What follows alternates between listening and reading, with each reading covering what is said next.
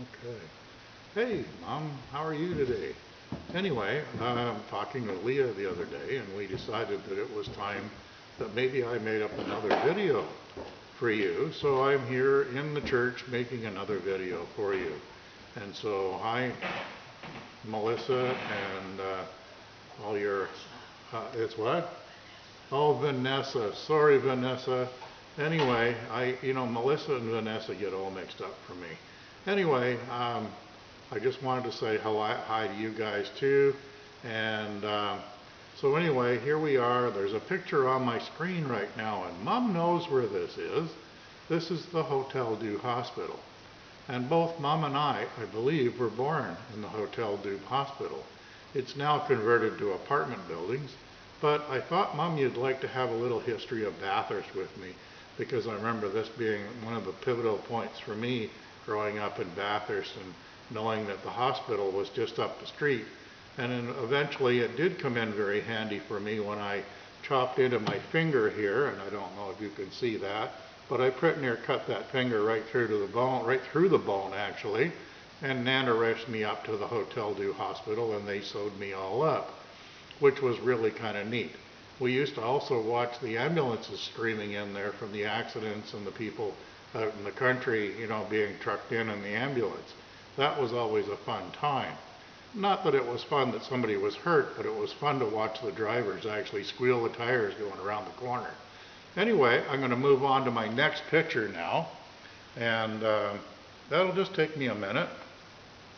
Oh yes, this picture, you should know who the guys are, maybe even working in the picture.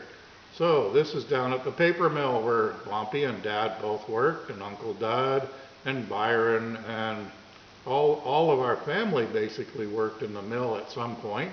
And so here is a picture of the paper makers taking a big roll of paper off of the end of the line, getting ready to ship it to gosh knows where. It is actually newsprint that they're taking off here. So this could go to New York City, this could go to anywhere that ran a great big press. It had to be a big press because like when we were in Guelph, we had a small press and the paper was actually only 18 inches wide. But this would be a big city newspaper run that the guys had made here. And it looks to me like it's about 8 feet across. Anyway, that was the guys at the paper mill, which is where your father worked. And my father worked for some time. Now here's a picture that's really familiar to us, I think, and it's Aunt Millie's house. George and Millie Allison lived here for quite a few years, and this was on Allison Crescent and was basically across from Dad's farm where Dad grew up as a boy.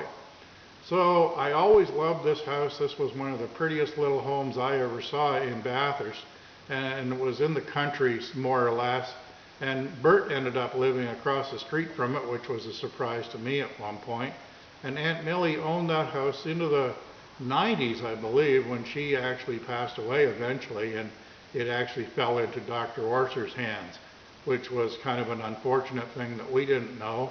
Angus didn't know, we were all disappointed to find out that it was not left to the family. Anyway, I'll just move along to my next picture here. Okay, well, familiar spot for you and me. It also shows in our other video that Leah made for you, and that was the one where we were leaving Bathurst and heading to Ontario. So here we are, and the boys are there with their wagons and their horses and oxen pulling their wagons, and they were there to either drop off their load of produce or pick up a load of produce that was coming off the train. And as you know, the train went from Halifax through to Montreal, and it carried produce and passengers and all kinds of things. So this picture here would have been around, I think, 1921 or 22, and this would be the boys with their wagons taking their loads of produce one way and the other.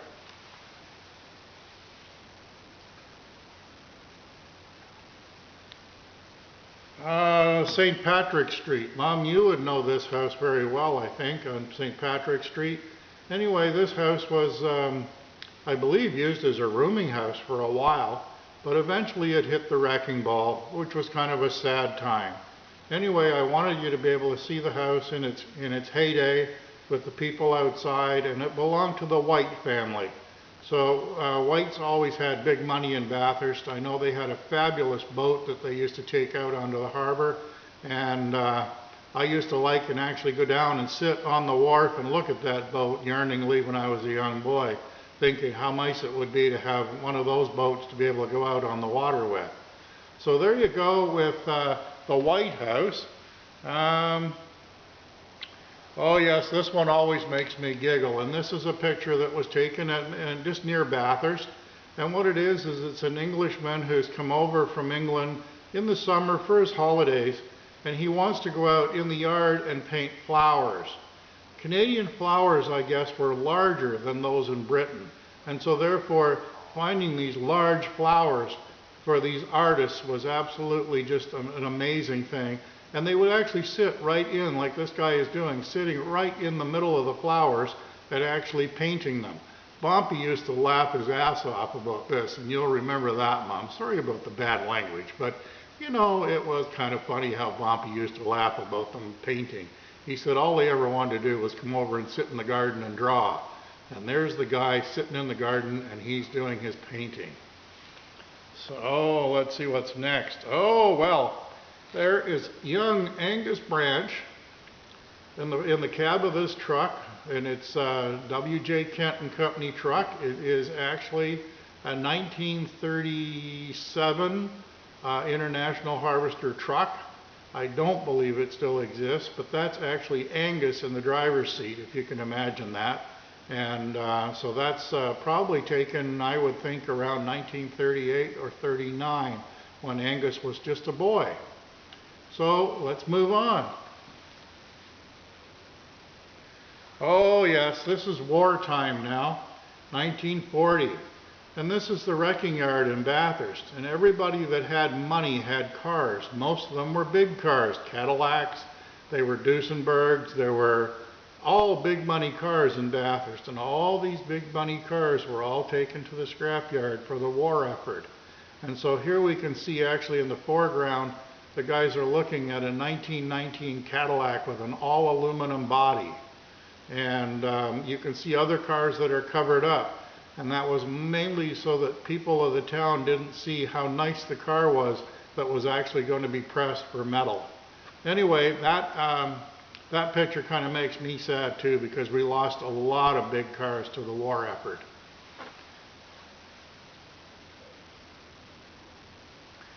Okay, here we go. There's this is Mr. Godden with his Model T converted car, 1917 Model T, and he is running a railway on his own out into the bush, and he was taking people, let me just see, it says on this picture, New Brunswick Seaboard Railway first opened to the way to Grand Falls. Service was provided by a Model T Ford, specifically equipped with steel-plated wheels. Stan Godden was the operator. Now, also in this picture, there's a guy sitting up. Let me see if I can point this out now. Whoops, hold on, I moved ahead on the pictures. Let me go back. There's a guy here sitting near the top of the picture, and he's sitting behind the three wheels in the windows in the back of the Model T. And you would never believe this, but his name is Steve Branch. And of course, it says that he was a railway man from the area for many, many years, well-known man. And apparently, you know, our whole family, both Bompy and his dad, ran the Caracat Express. Dad's father was the track master from Halifax through to Montreal, and Amos was the bridge and building master between Halifax and Montreal. And so our family definitely had the rail connection, and here they are, and this is in approximately 1920 with this picture and Steve Branch in the picture, which is kind of neat. I don't know whose family he was from, but I should go back on Dad's list and see the family tree and see where he actually sits in the family. So let's move along here. I have only a few pictures here, but kind of interesting. This is Angus Elder Branch, or the Elder Angus, and this is the son of Samuel. And here he is with his ox cart, and this is probably about 1920 or 21. And it was an old picture that Dad had that was in his records, and the typing on this picture, as well as the one of the Allison farm, was actually Dad's typing. So I thought you'd be interested in seeing that. It's some of these pictures I've actually pulled from the Historic Society in Bathurst. I've joined a group online, and they are actually publishing these pictures now online. And interestingly enough, the morning that I joined the group, there was a picture of your mother and father on there, and the comment underneath it from Sammy had said, this is my aunt and uncle. But he didn't say who they were, which was kind of funny. So then I made a post secondary to that, and I said, this is my grandmother and grandfather, Lee and Gladys Hinton. And we were able to identify them then for everybody. And actually a guy by the name of Blanchard got back to me and thanked me for identifying them. They had apparently been at a fundraiser at the curling club, and they were sitting at the end of a table, and they were the main focus of the photograph. I may have that one in this series, I'm not sure, but I definitely want to show it to you. So, Angus Elder Branch with his wagon going to market. Here's one that's kind of interesting, and it puzzles me, but I believe that it's basically looking across Kent's Pond. And we're looking at Bathurst from where the fire hall was, I think, in West Bathurst, which was more to the north and towards the West Bathurst Hill, and maybe even like up in where the Dun Hospital formerly was, in that area. And it's a picture of downtown Bathurst. You can see the post office in there because you can always identify the post office clock, but you don't see much of the mill because it's on the other side of Pine Hill. Did you forget about Pine Hill? Pine Hill was at the top of our street, and your father walked up and over Pine Hill every day back and forth to work, right past the Hotel du Hospital, which was also on Pine Hill. Now that's an old name because not many people know that that's what it's called today. If you talk about the top of the hill and you try and tell somebody, oh, Pine Hill, where the heck is that? So now Pine Hill, as we remember it, has gone on and become something new, I guess. Now here's another one that Bompy would have loved, because it's the guys with the train right there in the Bathurst Pulp and Paper Mill, and that was the pulp and paper train from 1939. So anyway, the guys are, I don't know what they're moving here, but they were definitely under steam. You can see the smoke coming out, and they were getting ready to move their load for the day, which would be some load of paper or some other product coming into the mill. And it's kind of a real good picture of the mill train, which later on turned out to be a diesel train from the early 50s, and it wasn't nearly as pretty to look at, and I will try and get a picture of it, but it's probably a scarce item. Anyway, we'll move on. Oh my, this was fun times at the beach. 4 lawn chairs, 4 Muskoka lawn chairs style, sitting out on Yawhall Beach with the water beyond it. Do I have, let me see here. Yeah, the bars are just starting to show. The sandbars are just starting to show. And you remember that at that time we used to have sandbars that were like 4 bars out. 1, 2, 3, 4. Sometimes we even got a 5th if we had an extremely low tide. And I remember going out to that sandbar, and really maybe it wasn't showing. It was maybe a foot of water on it. I had maybe 5 or 10 minutes to play on it as the tide shifted. And I'd better get back to bar number 4 because the water would be over my head and I'd be swimming pretty quick. So anyway, this was usually the bar that I found heavy crabs on. The big crabs were out there. And they would just run all over the beach with their little babies. And there were thousands of crabs out there. So anyway, that usually I was swimming because I didn't want to be walking with the crabs. But yeah, it was kind of funny, you know. I hear now that our beach there And I have another picture coming up a little bit later that shows the bars a little better. But I understand now, talking to Bruce Milton, that there is no longer bars there. It is a stony beach. The sand has all been washed away out into the bay or gosh knows where, but there is no longer bars in front of the cottages that we had, and there is just stone, and apparently it's become a rock lobster haven, and so lobster fishing now in front of all those expensive cottages is happening. Just imagine that.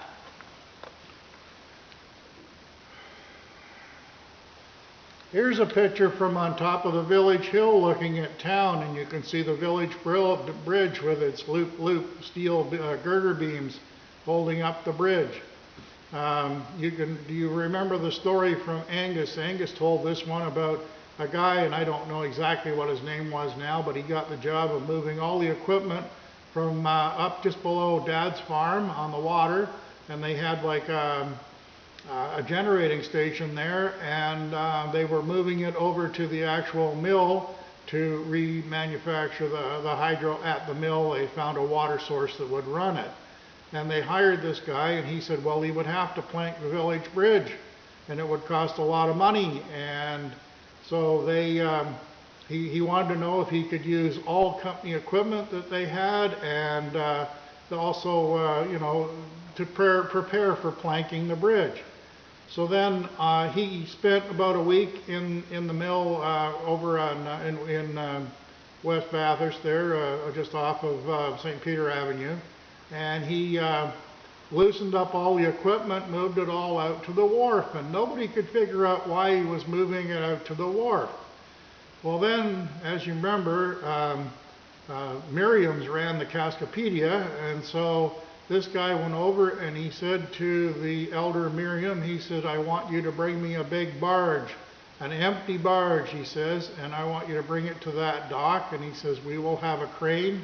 We will be putting equipment into the barge, and then I want you to tug that over to the mill, which did happen. And he landed all of the equipment on the mill dock, and he said, there you are, my job is done. And he never did plank the village bridge. The village bridge still stands today, probably because he didn't use it to move it, because I think it would have fallen. It would have fallen in the water for sure.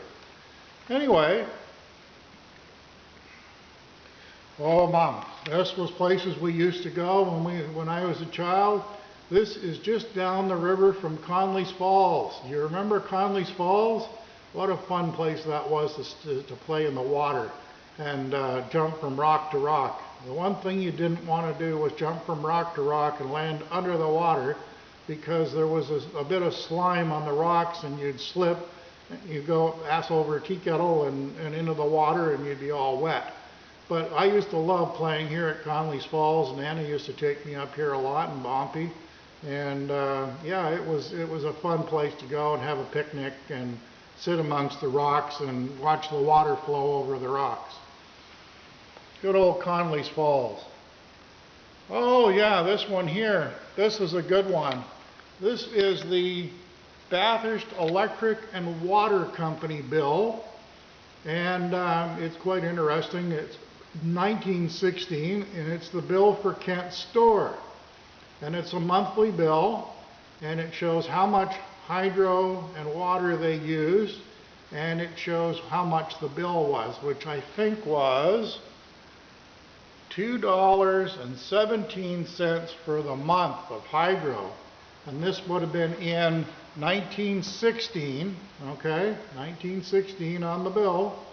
And it shows the water and power usages and how much the bill was. And $2.17, I guess, or 16 cents at that time would have been a lot of money, I think. You know, it wouldn't have been cheap. But today, by today's standards, we kind of laugh at $2.16. Okay, do you know where we are now? We've moved over to Pabonneau Falls. And Pabonneau was another place that I used to love and play and jump between the rocks and everything. And here we were not far from the Indian settlement of the Pabonneau Indians. And here I think it almost looks like this could be one of our pictures of us having a picnic on the rocks right there on Pabonneau Falls.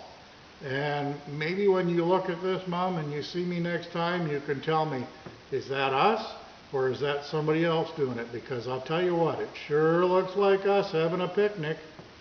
Anyway, that's kind of a beautiful place to go. And, here we are, and we are on the main drag of Bathurst.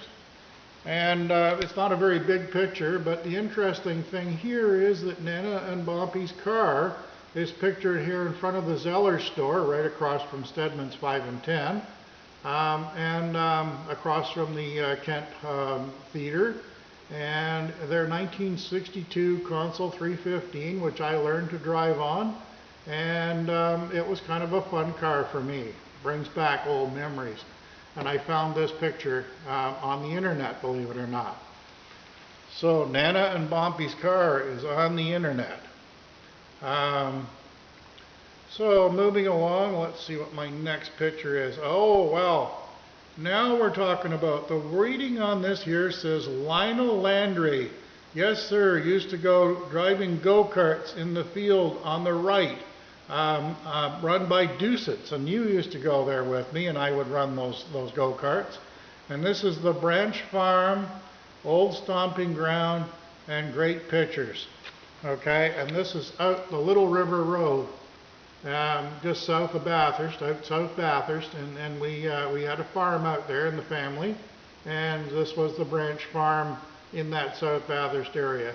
I don't know who the owner of it was at this particular time, but I will do some research later and see if I can figure out which part of the Branch family owned this particular farm. But it certainly was a beautiful area.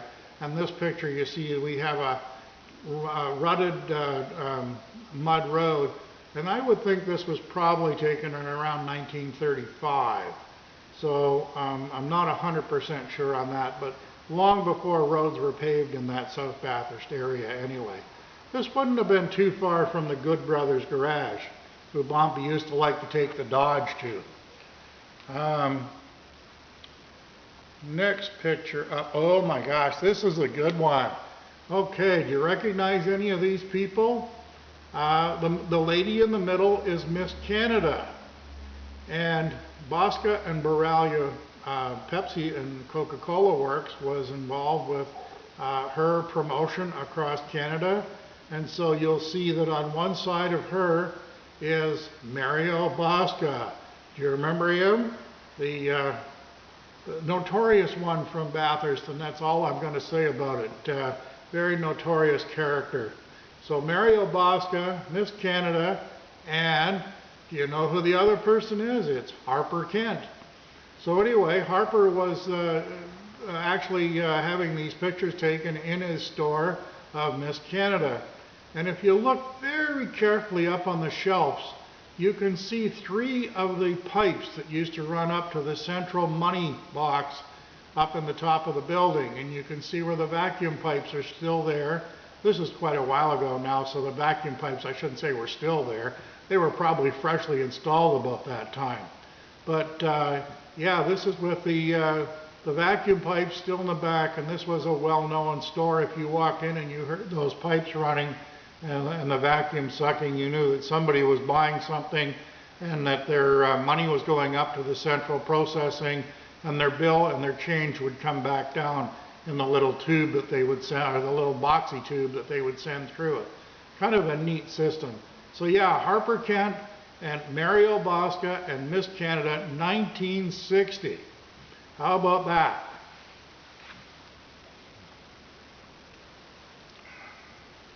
Well, we're going to take a trip down to Stonehaven now, and this is 1917. And you can see the schooners are in, and that was the kind of shipping vessel we had at the time. So Stonehaven, as you remember, was known for, well, yes, grindstones. And Anna and I played down in that grindstone area for a lot of days. She used to take me down there, and I would pick up old grindstones that were broken, that didn't make it through the process. Anyway, this is 1917, and these schooners are in, and they are picking up their loads to be delivered to New England in 1917 from Stonehaven, New Brunswick. So we were world famous even then, shipping stones all over the world. and we had the best grindstone in the world. The stone was sandstone, but it was as hard as Hades, and yeah, it was some of the best grindstone in the world, and so we shipped it worldwide out of Stonehaven, New Brunswick. My next picture, oh my gosh, this is a pretty one. This is actually a painting. And you probably recognize where it is, but basically whoever it was sat and painted this picture from the public beach looking up Yahall Beach, and this was the very last cottage. And I believe this was owned by the Eddies. It might have been owned by the mill people, McLean's, I'm not sure, but it was a well-moneyed cottage, and it was huge, and it was on the very point area of the Yahall Beach. And so anyway, somebody actually liked it well enough that they painted a painting and they put it on the internet, and I was able to recognize it and get it on here for you. And so I thought, you know what, this is probably a real good chance to give you a little bit of my history, what I can find on the internet of Bathurst. I mean, I know all kinds of history, and so do you, but these are good reminders of what it was like back in the day. And so let me see if I don't know if I have another picture beyond this.